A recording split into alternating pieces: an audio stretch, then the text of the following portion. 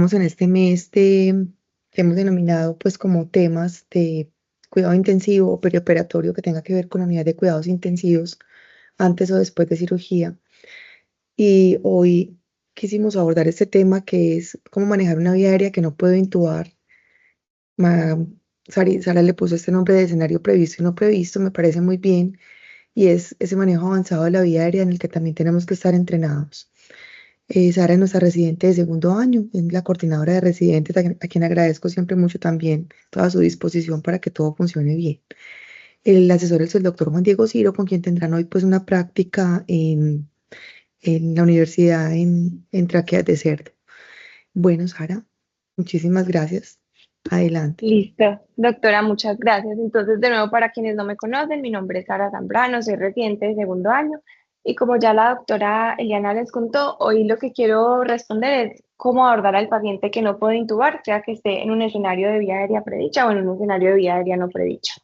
En este momento quiero aprovechar para agradecerle al doctor Juan Diego Ciro, quien fue mi asesor para la charla y quien me ayudó pues entonces en la realización.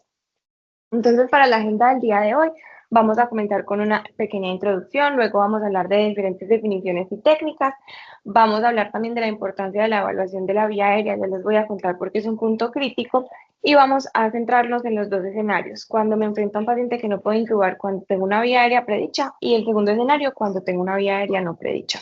Listo, difícil. Y por último, vamos a hablar del rol de la educación y el entrenamiento, que creo que también es una de las partes más importantes a tratar en estos temas. Entonces, para empezar con los antecedentes, desde el 2006 se hizo el análisis de los close claims que cogieron los casos más importantes de los eventos graves de anestesia desde 1975 hasta el 2000. Cogieron aproximadamente 1.411 eventos y lo que se dieron cuenta es que podíamos dividir esas complicaciones en dos grandes grupos. Entonces estaban las complicaciones cardiovasculares y las complicaciones respiratorias, que en este reporte fueron más o menos 503 casos, es decir, correspondía más o menos al 36% de esos eventos graves. ¿Y por qué es importante hablar de eso? Entonces, si bien la incidencia de la vía aérea difícil y de la vía aérea fallida ha venido disminuyendo y ahora se dice que es más o menos 1.6 a 0.6, pues dependiendo si es difícil o fallida por cada 1.000 casos, es muy importante hablar de este tema porque está muy relacionado con la morbimortalidad. Adicionalmente, cuando se hacen los estudios de los casos y miramos en retrospectiva qué fue lo que pasó en la vía aérea, nos damos cuenta que la mayoría de complicaciones son evitables o prevenibles. ¿Esto por qué? Porque no tenemos una adecuada evaluación y planificación de la vía aérea, no tenemos anticipadamente la preparación de los equipos, no tenemos pues perseveramos en la misma estrategia fallida y no tenemos una progresión adecuada a la vía aérea quirúrgica o la vía aérea invasiva. Este es el punto como crítico en el que yo quiero que hablemos hoy. ¿Por qué nosotros como anestesiólogos nunca pasamos de ese plan C a ese plan D? ¿Qué es lo que nos detiene y qué es lo que puede hacer que mejoremos en esa práctica clínica? ¿Cierto? Entonces, como les contaba, el objetivo de esta charla es abordar el escenario en el que necesito asegurar la vía aérea de mi paciente, pero la intubación no es factible, sea que esté ante una vía aérea que tiene un fenómeno de obstrucción o algo que previamente me haya dicho que no lo voy a lograr, o que sea una vía aérea difícil no prevista, ¿cierto? Entonces, para empezar, vamos a hacer como un recorderis de la anatomía. Lo primero es, vamos a empezar con las grandes estructuras de la laringe, empezando por el hueso hioides. Recordemos que es un hueso en forma de herradura, pero tiene un papel muy importante porque es el que le da esa ancla a la faringe con el piso de la boca. Si seguimos hacia la parte más caudal, ya nos vamos a encontrar con el cartílago tiroides. Este tiene una formación de dos láminas que se juntan en la parte del punto medio para formar lo que se llama la prominencia laringea, que normalmente conocemos como la manzana de Adán. Este va a ser un punto muy importante para la identificación del resto de puntos anatómicos, que ahorita vamos a hablar un poquito más de eso. Si seguimos palpando hacia caudal, el siguiente como la siguiente estructura que es rígida es el cartílago cricoides. ¿Por qué es para nosotros tan importante? Porque tiene una forma de anillo en sello, es decir, es un anillo que va completo hasta la parte posterior de la vía aérea, pero adicionalmente es más delgado adelante y más grueso atrás. Entonces, esto no solo nos permite tener una mayor estabilidad, sino que a la hora de abordar la vía aérea, eso nos va a permitir tener como una protección para no ir a lesionar estructuras que estén posteriores. Eh, De ahí para abajo, entonces, vamos a poder encontrar la glándula tiroides, que recordemos que en el segundo o tercer anillo traqueal cruza el istmo, entonces esto va a ser muy importante porque podemos tener lesiones, y si nos vamos entre el cartílago cricoides y el cartílago tiroides, nos vamos a encontrar con la membrana cricotiroidea. Esta tiene más o menos una distancia de 10 por 22 milímetros y tiene gran estabilidad por estar unida a estas estructuras que son cartilaginosas o duras. Ella está formada por un cono elástico central y dos conos y dos láminas laterales, y es importante conocer que puede estar atravesada en la parte superior por arterias picotiroideas o por ramas directas de la yugular. Entonces, si vamos a hacer algún abordaje, tratar de hacerlo en la parte inferior. Entonces, cuando yo voy a hacer ese abordaje de la vía aérea, lo primero que tengo que conocer es la anatomía de superficie, ¿cierto? Porque no puedo, pues, como identificar así como en los modelos que les mostré anteriormente esas estructuras anatómicas. Entonces, las primeras recomendaciones que nos dan es identificar los tres pliegues del cuello. Tenemos el pliegue cutáneo superior, medio e inferior, y nos dicen que el pliegue cutáneo medio por lo general corresponde al cartílago cricoides. Adicionalmente, nos dan otro tip, por así decirlo, y es que nos paremos sobre la horquilla esternal con los cuatro dedos, empezando con el dedo meñique y luego subiendo, y el dedo índice debe corresponder más o menos al cartílago cricoides también. Y ya por último está la técnica del saludo laríngeo, en el que, como vemos en la estructura, en la imagen, lo primero que vamos a hacer es una forma de baloteo en el que vamos a estar buscando el hueso hioides. De ahí vamos a palpar la prominencia laríngea, el cartílago cricoides y entre uno y el otro la membrana cricotiroidea, ¿cierto? Listo.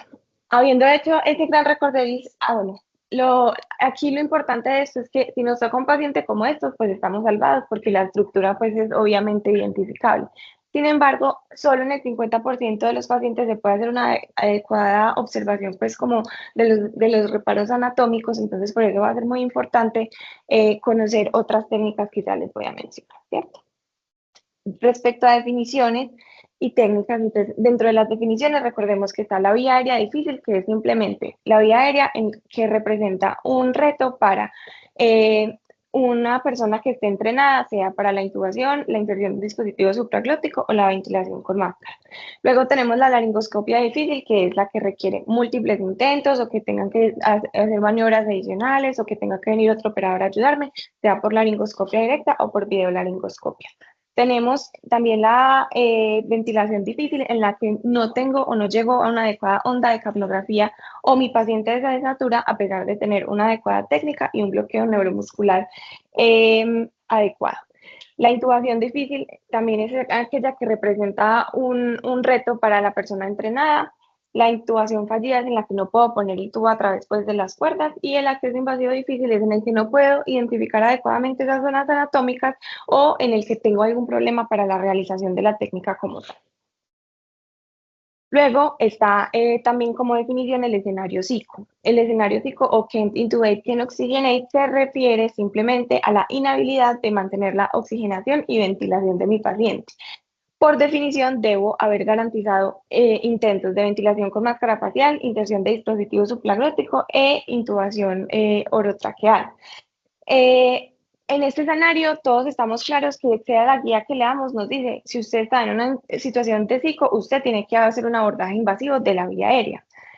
A ese nos vamos a referir como IFONA, que es Front of the Neck Access, y de ahora en adelante le va a seguir diciendo FONA, en la que simplemente hacemos una disección en la vía anterior, en la parte anterior del cuello para poder garantizar esa oxigenación y esa ventilación. ¿Cuál sería idealmente el IFONA perfecto? Uno que fuera súper fácil de hacer, que tuviera alta tasa de éxito, que no me modificara las estructuras anatómicas, por así decirlo, y que tuviera equipos mínimos que estén disponibles, que sean baratos y con los que yo esté familiarizada y no me vaya a enredar, ¿cierto? Sin embargo, las técnicas que tenemos son dos, son la crico y la traqueostomía. Entonces, esa crico, a su vez, se puede dividir según la técnica que yo vaya a implementar en una técnica percutánea o en una técnica quirúrgica. En la técnica percutánea, lo único que vamos a hacer pues, es introducir una cánula a través de la membrana cricotiroidea, pero puede ser una cánula estrecha, es decir, de menos de 3 milímetros para realizar una ventilación en jet, o puede ser una cánula ancha que vamos a, pues, como generar un tamaño suficiente mediante un dilatador y por eso vamos a llamarlo técnica de Zeplinger, ¿cierto? O también podemos hacer una técnica quirúrgica en el que mediante un bisturí vamos a generar esa apertura y la comunicación entre la piel y la parte de cricoide, ¿cierto? Entonces, la primera recomendación es la crico no es una vía aérea definitiva. Esa debe ser reemplazada por una traqueostomía más o menos en 72 horas. ¿Listo? Ahora les traigo este videito para que veamos las diferentes técnicas, porque si bien no es el objetivo pues de la charla, sí es como para que tengamos una definición grande de qué es cada técnica. Entonces, como les decía en la Zeplinger, lo que vamos a tener es la inserción de una cánula que va a ser atravesada por una guía y posterior a esa guía vamos a poner un dilatador. Existen diferentes equipos de diferentes marcas y según esto, eh, vamos a tener técnicas diferentes. Entonces, la recomendación es que ustedes revisen en sus sitios de trabajo si tienen estos kits y cómo los van a usar, ¿cierto? Ustedes escuchan.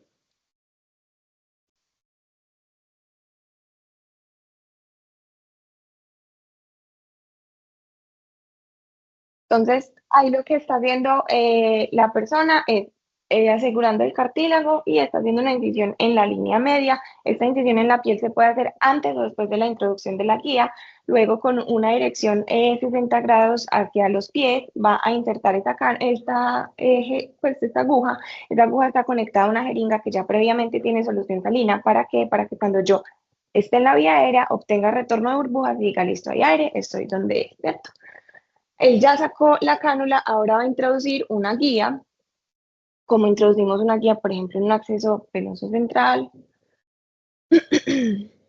introduce la guía y después va a aplicar el dilatador, que este, como es un equipo que se llama un equipo Melker, tiene el dilatador unido ya a la cánula de la crico. Lo unen y lo meten juntos y ya con eso van a lograr asegurar la vía aérea.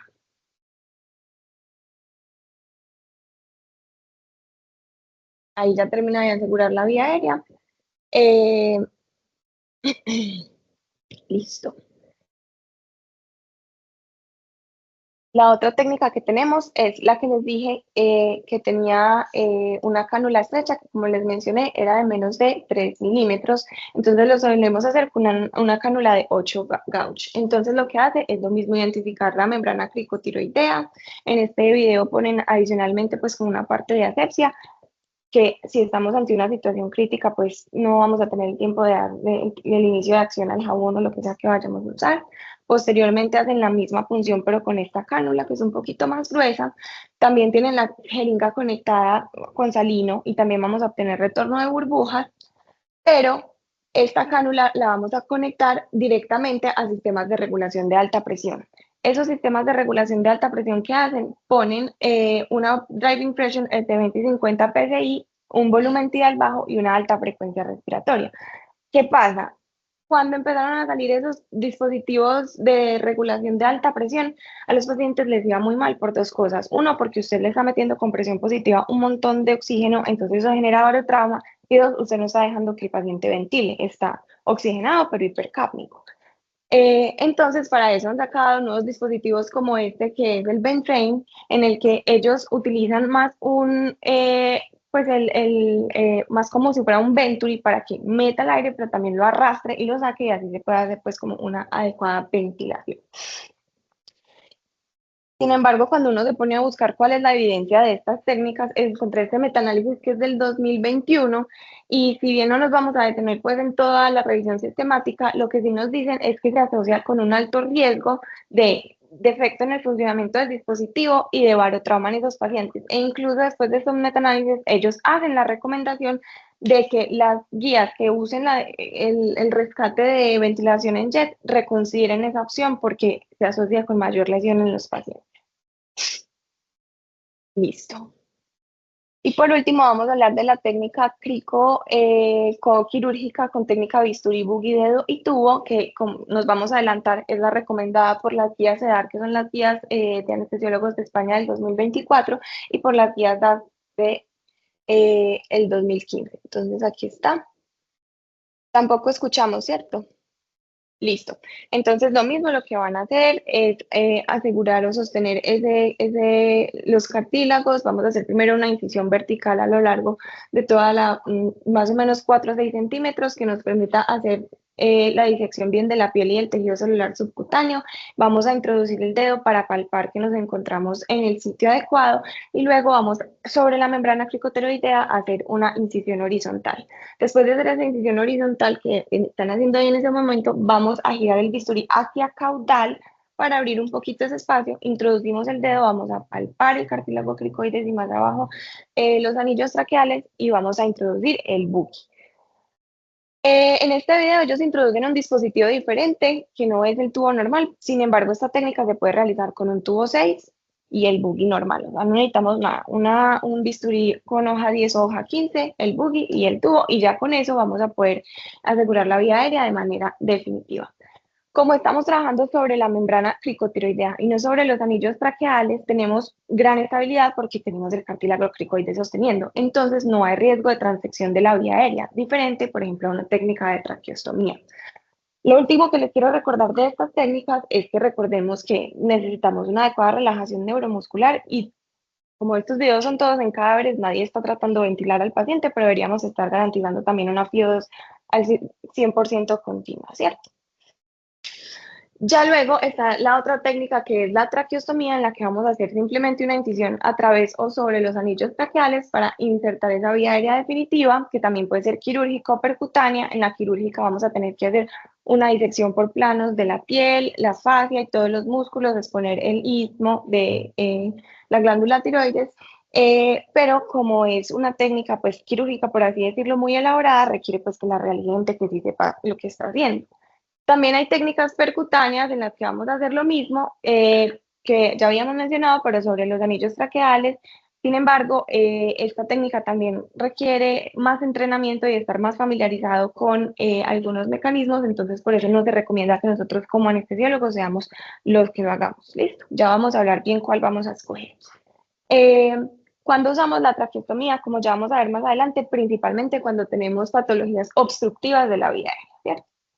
Listo. Entonces ya fuimos grande y vimos cuáles eran las técnicas y cuáles eran las definiciones. Pero entonces el primer hincapié que les quiero hacer es que la evaluación de la vía aérea es una parte fundamental a la hora de enfrentarnos o no a una FICO. Es decir, si yo evalué la vía aérea y puedo identificar unos factores de riesgo y hice una adecuada gestión del riesgo, probablemente no va a terminar en una situación catastrófica, sino en una situación controlada en la que yo pude determinar que habían factores de riesgo, ¿cierto? Entonces, grande. La falla para predecir y planear una vía aérea difícil es la más relacionada y la más contribuyente a una situación catastrófica de no poder ventilar, no poder oxigenar. Por eso se recomienda que a todos los pacientes de manera indistinta se realice una valoración rutinaria de la vía aérea, porque eso me va a permitir planear y saber más o menos sobre qué estoy parada. El segundo mensaje grande que yo les quiero dejar es que nosotros estamos muy acostumbrados a buscar factores anatómicos que me predicen una intubación difícil. Sin embargo, hay factores fisiológicos y contextuales que también van a ser importantes en estos pacientes. Entonces, de los factores anatómicos, sabemos que haber tenido una intubación difícil previa, tener un test de mordida superior de clase 3, tener retrognatia, distancia tiromentoniana y tiroidea cortas, que tenga un movimiento cervical reducido, que tenga la apertura oral limitada y el malampati modificado de 3 o 4, van a hacer que mi intubación sea difícil. Y también sabemos que la protrusión mandibular, cuando es adecuada, va a hacer que mi laringoscopia sea fácil, ¿cierto? Sin embargo, yo lo que les quiero mostrar con este montón de valores que les puse es que si bien son muy específicas, lo que yo estoy haciendo es un tamitaje, debería tener pruebas que fueran muy sensibles. Sin embargo, no es el caso de estas pruebas. Y segundo, yo estoy buscando pues como factores que me determinen que la intubación va a ser difícil. Pero lo que yo necesito identificar es si me va a ser difícil de ventilar, si me va a ser difícil de intubar o si me va a ser difícil de ponerle un dispositivo supraglótico. Entonces, estos test de predicción de vía aérea tienen un valor diagnóstico limitado por la baja sensibilidad y por un valor predictivo negativo bajo, ¿cierto?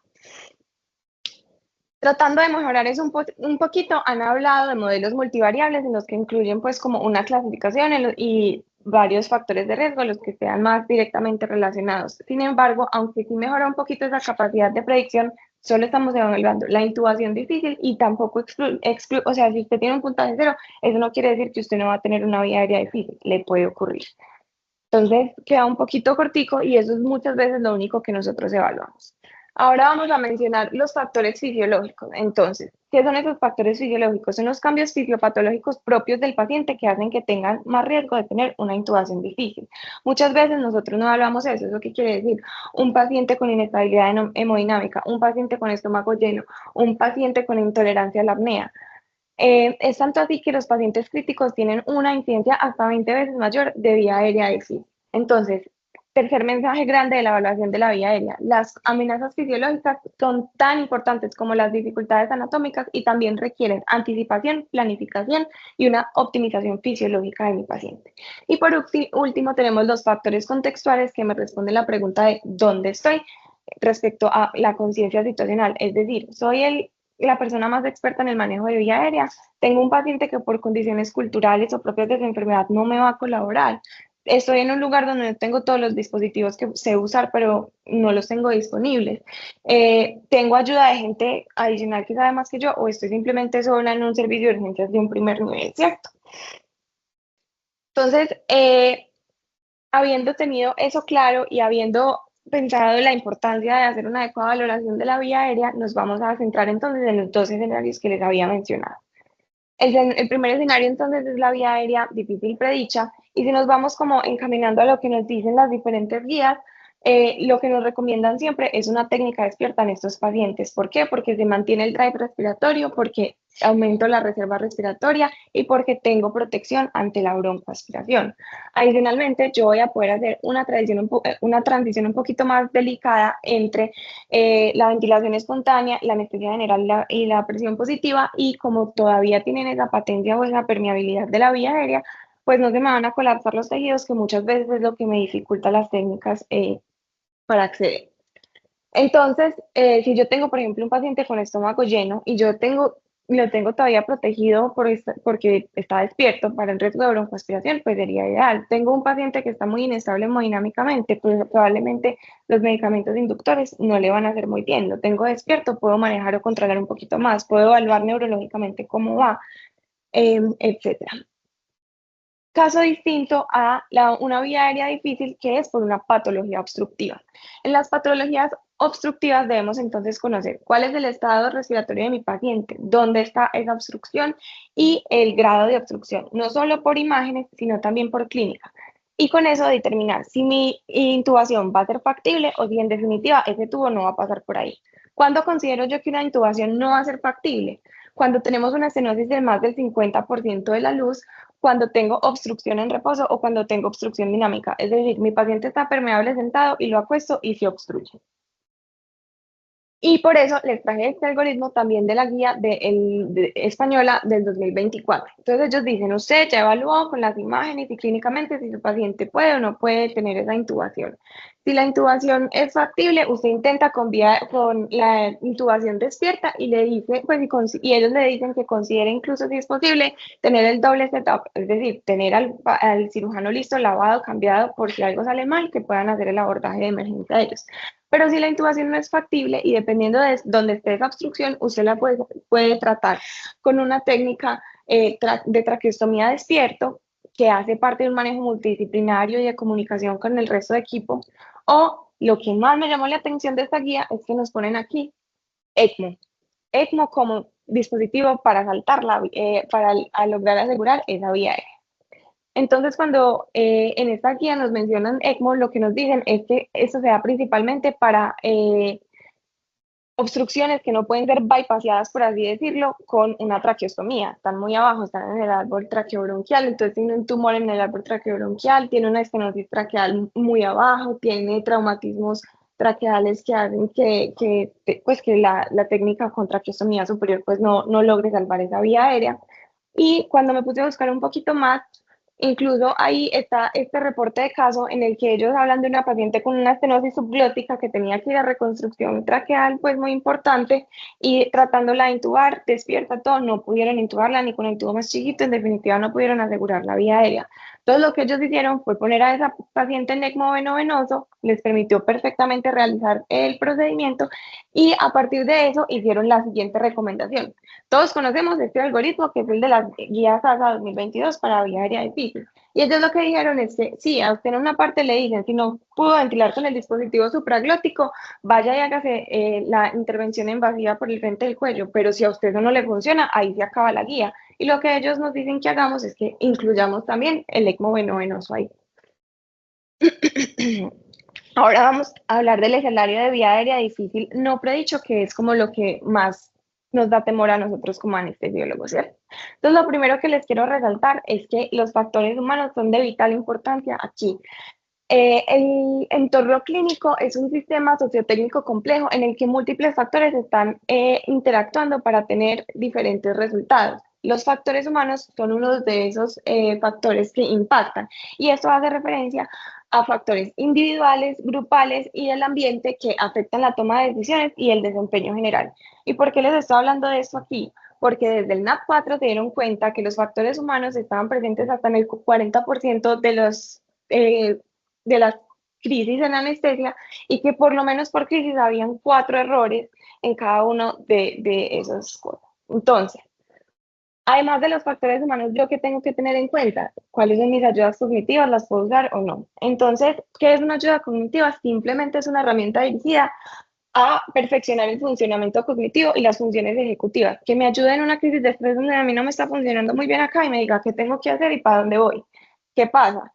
Que cuando han estudiado esas situaciones críticas se han dado cuenta que los anestesiólogos no somos casi adherentes a esas guías y ellos empezaron a buscar por qué. Entonces, la primera cosa que se dieron cuenta es que tenemos 50 diferentes tipos de algoritmos y son súper largos, como se les acabo de mostrar, y uno en una situación crítica no es capaz de leer y condensar toda esa información en su cabeza.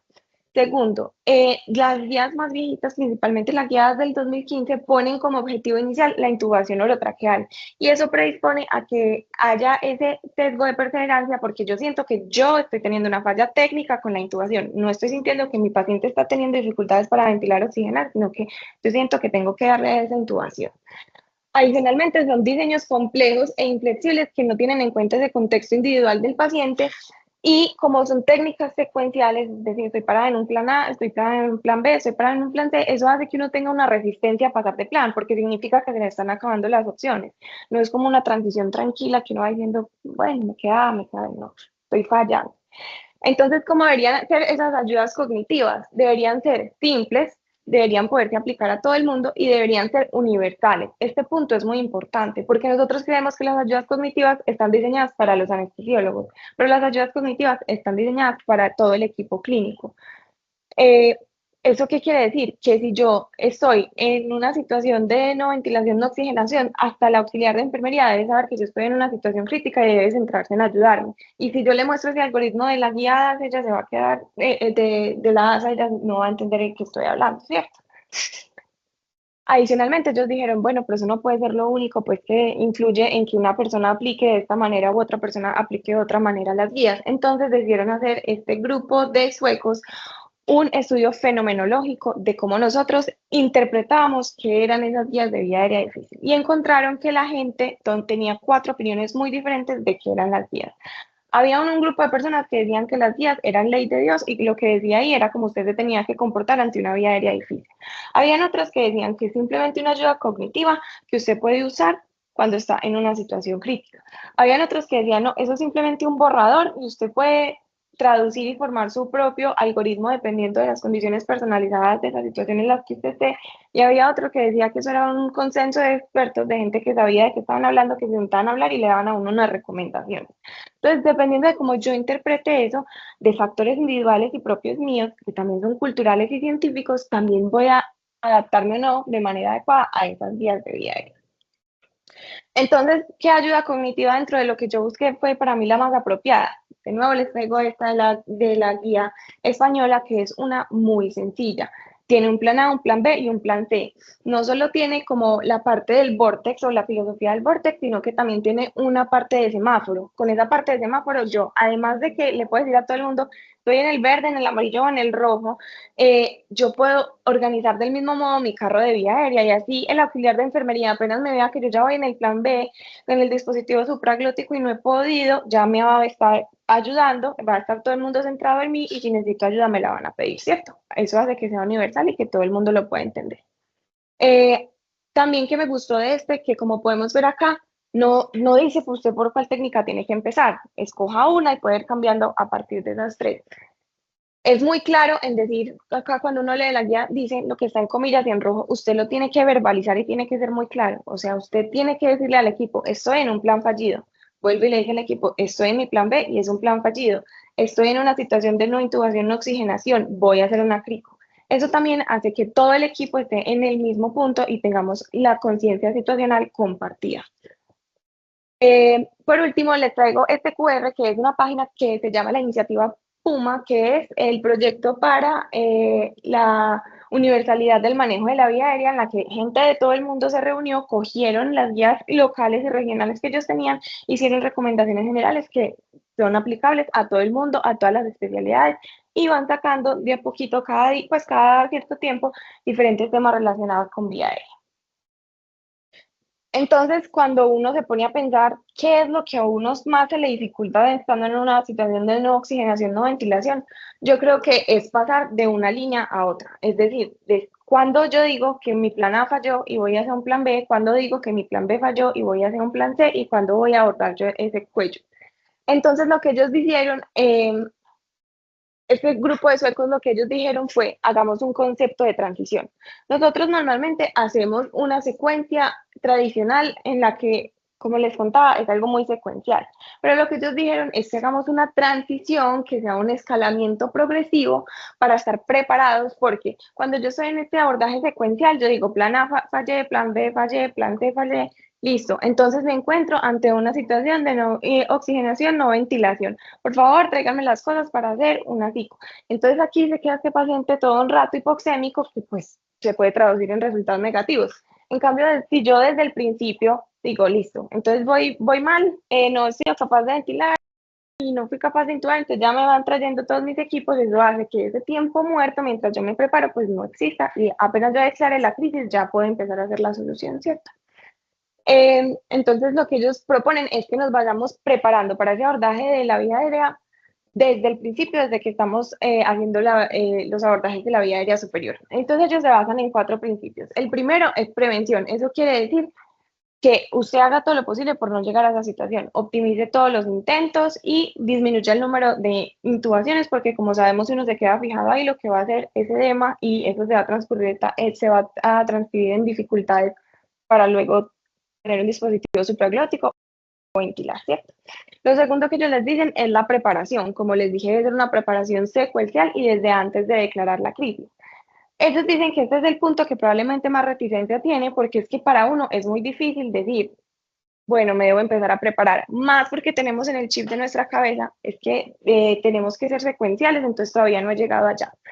Ellos dicen que esa reticencia puede estar relacionada con varios factores. El primero es que no es raro que uno en su vida diaria se encuentre con dificultades para la ventilación y eso hace parte del día normal de uno, ¿cierto? De personas en aprendizaje y no en aprendizaje, pero la parte de discernir entre esto es de esas obstrucciones que salen solitos, no me preocupo, o bueno, acá algo está pasando, tengo que empezar a aprender alarmas, es muy difícil porque es una cosa muy delicada y muy fina, pues para ver.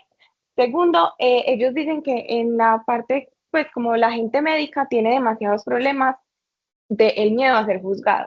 Entonces, que uno no pide las cosas porque le da pena que los otros digan que tan bobo uno que pidió el kit para hacer la crico, sabiendo que con la segunda intubación sí fue capaz de asegurar la vía aérea. Entonces, como también quitar ese estigma de juzgar a la demás gente. Y por último, no estamos casi familiarizados con el equipo. Entonces, ellos lo que nos dicen es que tenemos que tener esos equipos siempre disponibles en todos los carros de vía aérea, que deben estar empacados en bolsitas transparentes, que uno de vez en cuando tiene que revisar cómo está, cómo va, cómo se atornilla, porque esas cosas son las que hacen que uno se demore y tenga éxito o no tenga éxito en esos fonas. El tercer paso que ellos dicen es como permiso, pero en realidad lo que ellos dicen no es pedir permiso, sino contarle al equipo que lo que uno va a realizar y ya por último pues está la realización y eso lo dejan aquí pues en esta misma ayuda cognitiva que es este Vortex pues que me pareció también como muy chévere. Listo. Entonces, como ya dijimos, yo llegué al plan D, dije, listo, no puede ser, tengo que poner un FONA. ¿Cuál escojo? Ya vimos las técnicas y se ven todas como medianamente realizables. Pero como yo les había dicho, las guías DAT y las guías EDAR nos recomiendan la crico con la técnica quirúrgica, es decir, bisturí, buggy, tubo, porque el material siempre está disponible. Todo eso está en nuestros carros de vía aérea. Adquirir las competencias, aunque no parece, es fácil. La ejecución es muy sencilla y rápida y una sola persona lo puede realizar. Y en modelos animales y en modelos de simulación tiene una tasa de éxito cercana al 100%. Entonces es muy parecido a lo que dijimos que era el EPONA ideal, ¿cierto? Entonces aquí les dejo las recomendaciones. Entonces esa es la recomendación de la guía española, donde ellos sí nos dicen como que nos recomiendan la CRICO como técnica de elección y nos recomiendan la técnica con bisturí buggy. Diferente a las guías ASA del 2022 que nos dicen, si usted tiene que abordar el cuello, abórdelo como usted lo sepa hacer. Y cuando ellos dicen cuáles son esas opciones para abordarlo, las ponen todas. Y por último están las guías DART del 2015 que desde el principio nos dijeron que teníamos que hacer la técnica pues con bisturí. Otra ayuda que de pronto está surgiendo un poquito más y de la que pronto no nos apoyamos tanto es el rol de la ecografía. Les voy a mencionar algunas de las cosas con las que nos pueden ayudar, pero les recuerdo que no son las únicas. La primera es sabemos que la broncoaspiración está directamente relacionada con morbimortalidad y esta puede llegar a ser hasta el 50%. Entonces, ¿nosotros qué hacemos? Dejamos a los pacientes en ayuno. Pero hay condiciones en las que el paciente no puede cumplir ayuno o en el que el vaciamiento gástrico está alterado y no hay forma de saber si ese paciente tiene o no ese estómago lleno, excepto si hacemos una ecografía gástrica, que les recuerdo, María Alejandra tiene una charla donde explica muy bien cómo hacer estos procedimientos también en nuestra página de YouTube. Otra implicación importante está, por ejemplo, en la que lo que ellos están haciendo es una determinación longitudinal de todas las estructuras anatómicas que mencionamos. Entonces ahí se ve el cartílago tiroides, cricoides, la membrana cricotiroidea y los anillos traqueales. En la parte superior lo que están haciendo es viendo en una estenosis subglótica cuál es el tamaño de esa glotidio para ver a uno que tuvo y de qué tamaño le va a caber. Y este es un predictor de vía aérea difícil según la cantidad de grasa pretraqueal. Eso se puede relacionar con dificultad en la laringoscopia. Ambos artículos tienen pues como más descripción de cómo hacer las técnicas por si las quieren revisar. Y por último, les quiero hablar del rol de la educación y del entrenamiento. Entonces, primer mensaje grave, la inexperiencia es lo que hace que las situaciones de no ventilación, no oxigenación sean catastróficas. Por eso se requiere que hagamos una práctica, no solo para adquirir las capacidades, sino también que hay que repasarlas regularmente. ¿Esto por qué es importante? Ellos dicen que uno debería hacer esta técnica por lo menos una vez al año para considerar que tiene esas destrezas bien formadas. Y uno muchas veces no, pues en la bibliografía lo que reportan es que el anestesiólogo nunca o una vez en su vida se va a enfrentar a estas situaciones. Por eso es tan importante tener los escenarios de simulación en los que se han demostrado que son lugares idóneos para desarrollar habilidades técnicas y no técnicas. Y como demostración de esto que les acabo de mencionar, está este estudio en el que cogieron a 21 residentes de anestesia y a todos les dieron la clase de los algoritmos de vía aérea difícil. Pero a la mitad los dejaron ir para la casa y a la otra mitad los llevaron a las prácticas de simulación y les dejaron hacer cricos en modelos de alta fidelidad. Y a las 3 semanas les pusieron una simulación de una situación de no puedo ventilar, no puedo oxigenar. Y que se dieron cuenta que los que habían hecho la práctica eran más adherentes a las guías porque no le tenían miedo a realizar la crico. Por último, entonces les quiero recordar que como anestesiólogos nos podemos encontrar ante un paciente a quien no podamos intubar, sea que estamos en un paciente con un contexto de vía aérea difícil predicha o un contexto de vía aérea difícil no predicha, y los resultados de esa situación van a depender de si yo hice una adecuada valoración o no de la vía aérea, cómo fue la comunicación interdisciplinaria, los factores humanos y los factores individuales, la adherencia a guías y ayudas cognitivas y del entrenamiento y la educación. Muchísimas gracias.